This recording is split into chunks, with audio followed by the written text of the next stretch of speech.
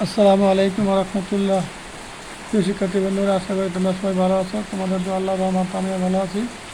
আজকে আমি নবম দশম শ্রেণীর গণিত বইয়ের 13.1-এর সমান্তর ধারার কিছু সূত্র ও এমসিকিউ নিয়ে আলোচনা করব। তোমার মনোযোগ সহকারে শুরু থেকে শেষ পর্যন্ত আমার ভিডিওটি দেখতে থাকো, আশা করি ভালো লাগবে। বন্ধুরা, শুরু করা যাক। সমান্তর ধারা 13.1 এমসিকিউ, নবম ও দশম শ্রেণীর গণিত বই, সাধারণ গণিত আর কি। তারপর হচ্ছে হলো 1 + 2 + 3 + ... n সমান n × n + 1/2। এটা একটা সূত্র, নবম দশম শ্রেণীর গণিত বই 298 পৃষ্ঠায় এই সূত্রটা দেওয়া আছে। তোমরা মেন বই দেখলেই অবশ্যই শিখতে পারবে। তারপরে 1 + 2 + 3 + ... n এর জায়গায় 20 বসাইলে n এর জায়গায় 20 হবে। 20 × 20 + 1/2। এই 20 হয়ে গেল, 20 আর যোগ করলে 21 হবে। 2 দিয়ে কাটাকাটি করলে 10 দুগুণে 20, 10 আর 21 গুণ করলে হবে 210। এগুলো একটা এমসিকিউ সমাধান। পরবর্তী 8 প্রশ্ন, 1 + 2 + 3 + ... +50 সমান 50 × 50 + 1/2।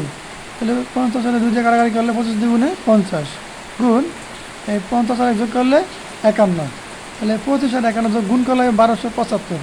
পরবর্তী আরেকটা অঙ্ক, 1 + 2 + 3 + ... +100। তাহলে কী হবে 100 × 100 + 1/2। তাহলে বাকিটা জায়গা কম থাকার কারণে পিছন দিয়ে করলাম। এই 100 রয়ে গেল, আর 100 আর 100 যোগ করলে 100 আর 1 যোগ করলে 101। তাই 2 দিয়ে 100 কাটলে 50 গুণে 100।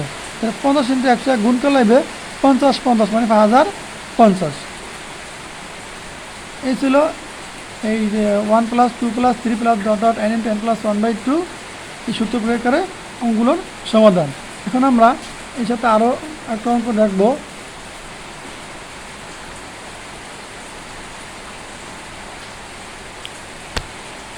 পরবর্তী অঙ্কটা হলো, প্রথম n সংখ্যক পদের স্বাভাবিক সংখ্যার সমষ্টি n × n + 1/2। ওই প্রথম সূত্রটাই লিখছিলাম, ওই সূত্রটাই আবার বাংলা লিখে দেখাচ্ছি জায়গায়।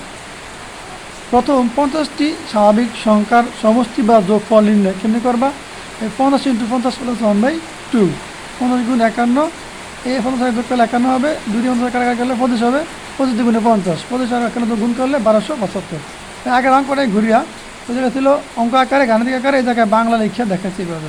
এটা একটা বোর্ড প্রশ্ন বা বোর্ড প্রশ্ন আছে তোমাদের মেইন বইয়ের উদাহরণটা অঙ্ক 13.1-এর দেখলে পাবা। আর 8 প্রশ্ন, ক সংখ্যক বিজোড় স্বাভাবিক সংখ্যার সমষ্টি ক²। এটা সূত্র এরকম, এটা ক্লাস 8-এর বইতেও আছে। এরকম ওয়ার্ড নাম্বার 99 সাধারণ গণিত বইতেও আছে। এবারে দেখো, এটা অঙ্ক দেখলাম, দেখি আমরা। 1 + 3 + 5 + ... n সংখ্যক পদের সমষ্টি n²। কারণ কি সংখ্যাটা কি বিজোড়।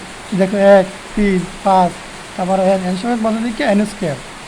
এটা অনুকূলে 1 + 3 + 5 + ... +11 সংখ্যক পদের সমষ্টি 11² 121। কারণ কি 11 বিজোড়। দেখো 1টার পর 1, 1-এর পর 2 নেই 3, 3-এর পর 4 নেই 5। এবারে বিজ সংখ্যা থাকার কারণে বিজ সংখ্যা সমষ্টি সূত্র কি, যেই পদটা থাকবে শেষে ওই পদটার পরে স্কোয়ার 121, কারণ 11 বিজোড় সংখ্যা। প্রিয় শিক্ষার্থী বন্ধুরা, তোমরা ভিডিওটা শেষ পর্যন্ত না টেনে দেখো, অবশ্যই বুঝবে। এটা বেসিক জিনিস আলোচনা করলাম তোমাদের সুবিধার্থে। তোমরা আমার ভিডিওতে লাইক করবা, কমেন্ট করবা, কারণ উৎসাহ উদ্দীপনা তোমাদের আমরা পাই, তাহলে আমার মনে হয় ভিডিওটা আমরা আরও করতে ভালো লাগবে। তারপরে পরবর্তী ভিডিও দেখা হবে আরও কোনো নতুন জিনিস নিয়ে। তোমরা সব ভালো থাকো, সুস্থ থাকো। আল্লাহ হাফেজ।